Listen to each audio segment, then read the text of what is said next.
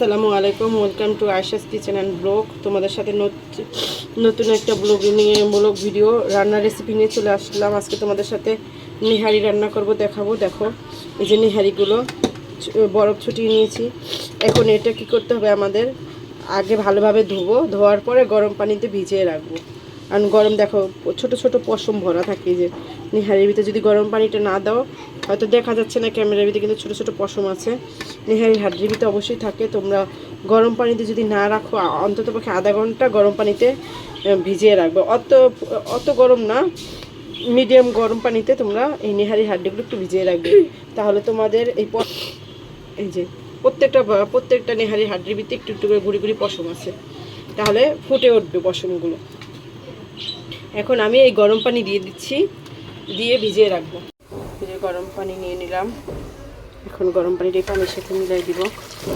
একবার ডাইরেক্ট গরম পানি দিব না, পানির সাথে মিলিয়ে দিয়ে এখন এই হাড্ডিগুলো সব ভিজিয়ে দিব আধা ঘন্টা, তাহলে সুবিধা হবে। সবগুলো হাড্ডি ভিজিয়ে দিব, মনে হয় পশমগুলো বেরবো না। আমি ধরতে পারতেছি এরকম পানি, অত গরম দেওয়া যাবে না, গরম দিলেই হবে।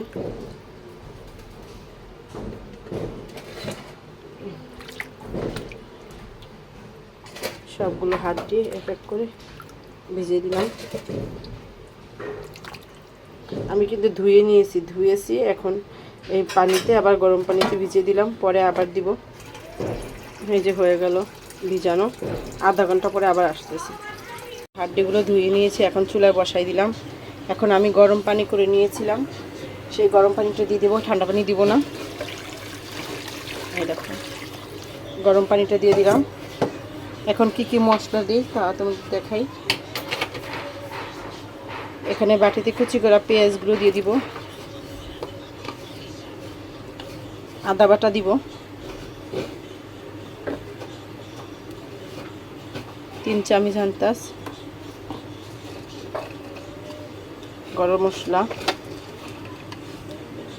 গরম মশলাটা তোমরা আন্দাজ মতন দিয়ে দিবা। মরিচের গুঁড়া, আমি কিন্তু এটার ভিতরে তেল ব্যবহার করব না, তেল ছাড়া নেহারি রান্না করব। হলুদ আন্দাজ মতন দিয়ে দিবা। আর একটা মশলা দিব, ব্লেন্ডারে এখন গুঁড়ো করে দিব। এই দেখো, যা দেইনি এখনো, এই যে জিরা গুঁড়া, আস্তা জিরা দিয়ে দিলাম। আর এখন দিব জয়ফল জয়ত্রী গুঁড়া করা, এই যে দিয়ে দিলাম, আন্দাজ মতন দিয়ে দিবে। আমি 4 ভাগের 1 ভাগ দিয়েছি এটার ভিতরে।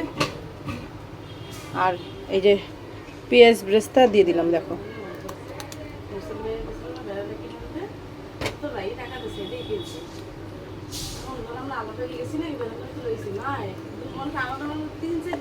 এই দেখো,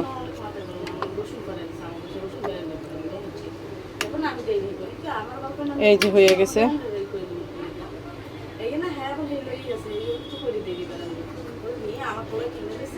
আদা বাটাটা, পেঁয়াজ বাটা সব একসাথে দিয়ে দিলাম।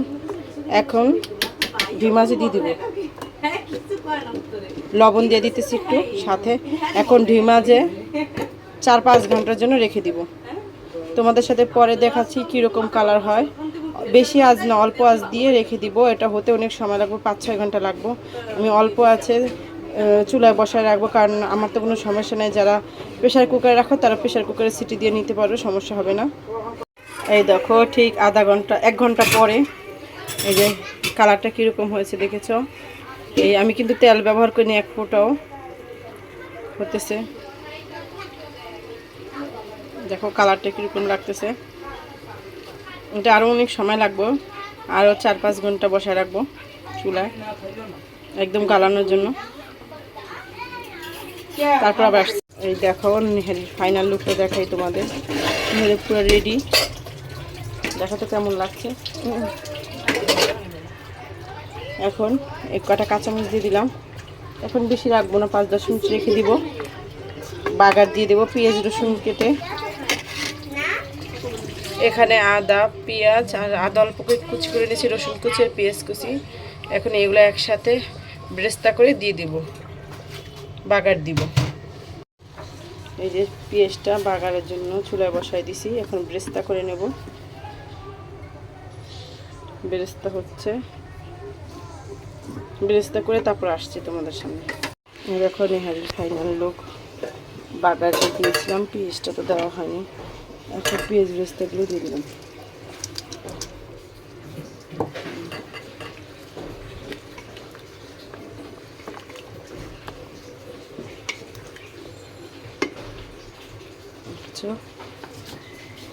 এখন খাওয়ার পালা, এখন খাবো নেহারিটা।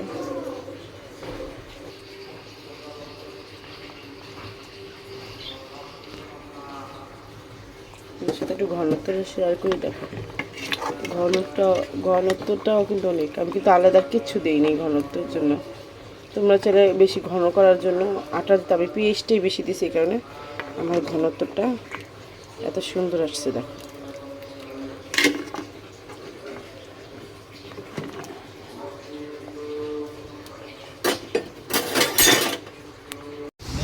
এই দেখো আমার ফাইনাল লুক নেহারি। কেমন হয়েছে অবশ্যই জানাবে। যে এখন আমরা সবাই নাস্তা করবো, কেমন হয়েছে অবশ্যই সবাই দিয়ে কমেন্ট করে শেয়ার করে দিবে আমার ভিডিওটা। তোমাদের কাছে ভালো যদি লেগে থাকে, যে যেখান থেকে আমার ভিডিওটা দেখছো অবশ্যই একটা লাইক দিয়ে আমার ভিডিওটা, লাইক দিয়ে কমেন্ট করে শেয়ার করে দেবো আমার ভিডিওটা। জানাবে। আজকে এই পর্যন্ত, আল্লাহ হাফেজ, ভালো থাকবে, সবাই ভালো থাকবে, সবাইকে আসসালামু আলাইকুম। আর যারা যারা আমার ভিডিও দেখে আসছে এই পর্যন্ত সবাইকে অনেক অনেক ধন্যবাদ আর অনেক অনেক ভালোবাসা। আসসালামু আলাইকুম, আল্লাহ হাফেজ, সবাই ভালো থাকবে, সুস্থ থাকবে, খাইতে থাকবে।